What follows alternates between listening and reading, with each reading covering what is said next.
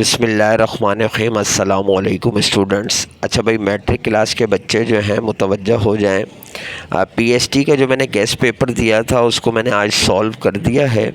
और आपकी आसानी के लिए कि अगर कुछ बच्चों को नोट्स अच्छे नहीं मिलते, मटेरियल नहीं होता, तो मैंने क्वेश्चन सॉल्व कर दिए हैं। What do you mean by ideology उस पर है, और source of an Islamic ideology. ठीक है, चैप्टर 1 चल रहा है। ये क्वेश्चन आपके पास होंगे जो मैंने आपको गेस्ट पेपर में प्रोवाइड किए थे। क्वेश्चन 3 है, mention the principle of democracy in Islam. ठीक हो गया।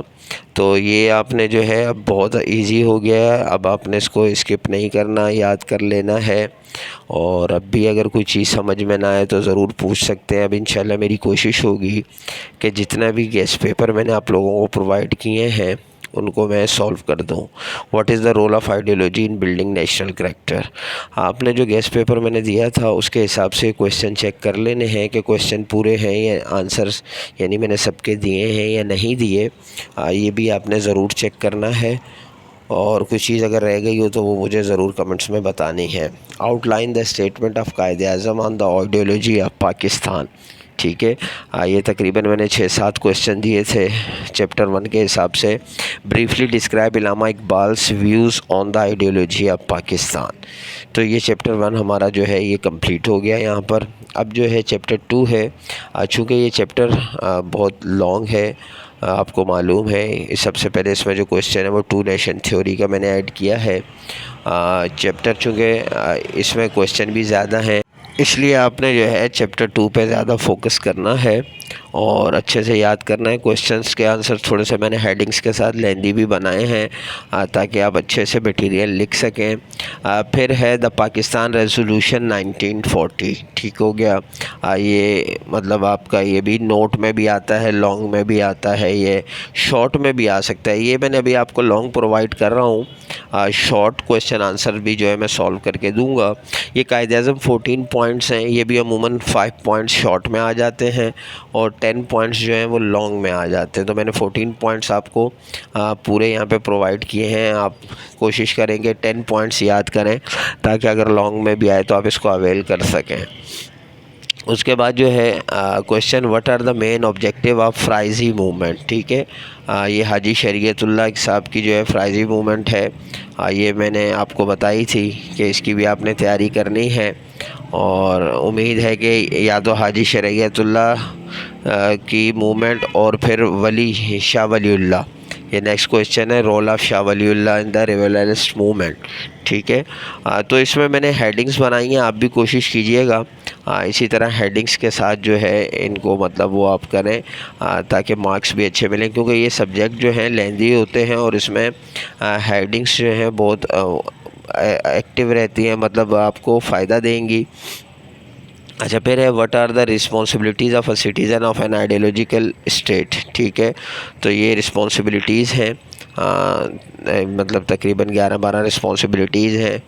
तो बहरहाल अब आपने जो है आपका काम सिर्फ इतना सा है कि अब आपको नोट्स ढूंढने की भी ज़रूरत नहीं है, आप अच्छे से इसको तैयारी कर लेंगे। फिर highlight the main points which make the character of Quaid-e-Azam model for other, यानी करैक्टर ऑफ कायद-ए-आज़म।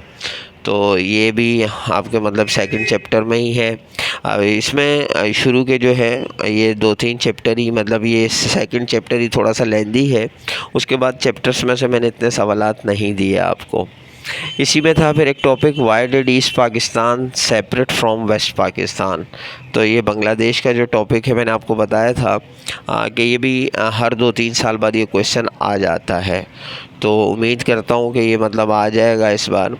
तो इसमें जो है ये थोड़ा सा लॉन्ग है, हेडिंग्स हैं, लेकिन बहरहाल ये लॉन्ग के लिए क्वेश्चन जो है ये अमूमन लॉन्ग में ही आता है और शॉर्ट में भी कभी कभी आया है, लेकिन मैंने कहा कि जो मैंने चीज़ें प्रोवाइड लॉन्ग में इसीलिए की हैं कि आपको आसानी रहे। चैप्टर 3 है इसका, describe the स्लैंड features of the objective resolution 1949। हम इसको देखें, बच्चे पाकिस्तान रेजोल्यूशन और ऑब्जेक्टिव रेजोल्यूशन में फ़र्क नहीं करते, ये आपने करना है। ठीक है, इसको समझना है। और ये जो है मुसव्वदा बना था लेकिन ये आइन ना बन सका। फिर है स्लैंड फीचर्स ऑफ 1973 कॉन्स्टिट्यूशन। अच्छा, ये मैंने लॉन्ग में दिया हुआ है, अमूमन इसमें से शॉर्ट में आ जाता है इस्लामिक जो फ़ीचर्स हैं सिर्फ वो पूछ लिए जाते हैं, ठीक है। तो इसमें इस्लामिक भी और सारे फ़ीचर शामिल हैं। लॉन्ग में कर लेंगे तो शॉर्ट में भी इजी हो जाएगा। फिर है व्हाट इज़ द चैप्टर 4 का what is the environmental pollution, ठीक है। ये हमारा जो है चैप्टर नेक्स्ट स्टार्ट हो चुका है और इसमें तमाम ये चीज़ें जो है वाटर पोल्यूशन लास्ट में उसमें बताया गया था। तो वो हमने इसका एक सवाल है इसमें हेडिंग्स दे के air pollution, water pollution, land pollution, तो इसमें भी आगे हेडिंग्स हैं छोटी छोटी, वो आपने देनी है। फिर है describe the importance of the location of Pakistan in the south Asian region, ठीक है। तो साउथ एशियन रीजन में जो है पाकिस्तान की क्या इम्पोर्टेंस है वो आपको मैंने बताया हुआ है। ये क्वेश्चन अमूमन जो है मतलब इम्पोर्टेंट होता है और वो आ सकता है। तो इसमें जो है इसी तरह मैंने हेडिंग्स देकर, वहाँ तो पॉइंट्स है हमारी बुक में, यहाँ हेडिंग्स देकर ही दिया गया है ताकि आप इनको हेडिंग्स के तौर पर भी लिख सकें। उसके बाद है mention the benefits of the northern eastern mountainous regions, ठीक है। तो ये जो है ये भी अमूमन सवाल ही आ जाता है। उसके बाद है name the neighbouring countries of Pakistan, ये अमूमन शॉर्ट में आता है लेकिन लॉन्ग में भी आ सकता है, तो इसलिए इसकी अच्छी से तैयारी कीजिएगा। अच्छा, इसके अलावा ये है कि ये मैंने 4 चैप्टर्स के जो इम्पोर्टेंट गेस्ट पेपर दिया था ये मैंने उसके क्वेश्चन आंसर सॉल्व किए हैं।